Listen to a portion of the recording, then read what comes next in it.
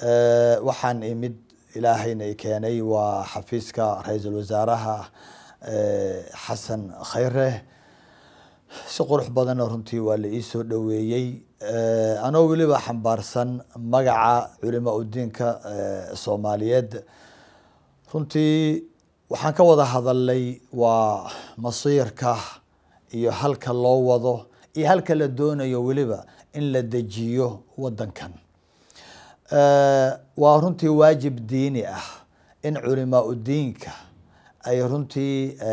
ay la hadlaan oo ay u yimaadaan u naseexeeyaan madaxdooda sababtoo ah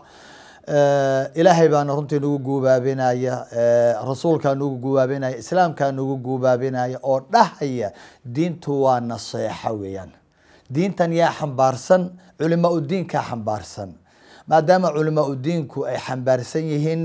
yay ugu naseexeynayaan waxay ugu naseexeynayaan waa culimo waa madaxda waa shacabka waa mucaaradka waa insaankan maxaa yeelay diinta waxa loo soo dejiyay waa insaanka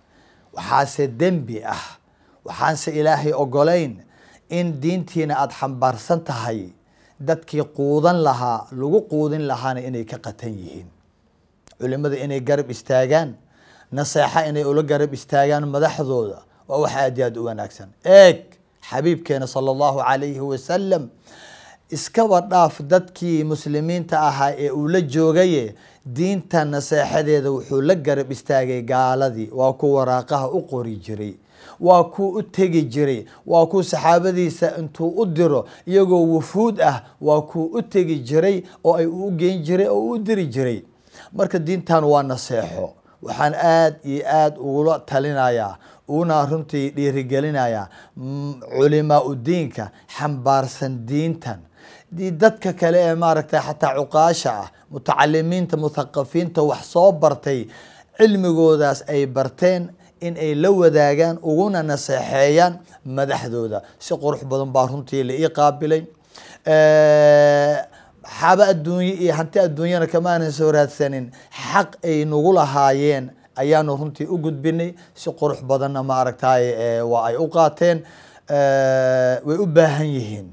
madaxdu waa dad runtii maaragtay adeegayaal ah waa adeegayaasha shacabka weeyaan culimo diinkuna waa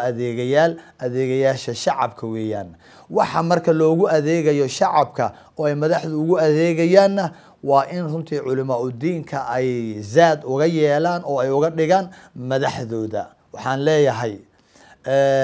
culimo diinka dal iyo dibadba jooga ha ka hakranina meel fog iyo meel dhowba uga soo naseexeeya madaxdiina runtii waxaan arkay halkanna aan ku arkay saan shalay u arkay qalbiyada wanaagsan ee Muqdisho waxaan arkay runtii madax qalbi wanaagsan oo runtii ogol naseexada ogol ilaahayna waa u baryeynaa runtii inuu ilaahay la garab galo xil culusna way qaadeen xilka culus kuwa ka soo baxa Allah ka yeelo kuwa ummadan hore u dhiga Allah ka yeelo kuwa cizigi ummadda lahayd qabki ummadda lahayd soo celiya Allah ka yeelo runtii waxa wax lagu wada qaban karaa waa wada jir ayaa wax wada lagu wada qaban karaa madax iyo shacab wada jir ayaa wax wada qaban kara waxa naga dhaxeeyana waa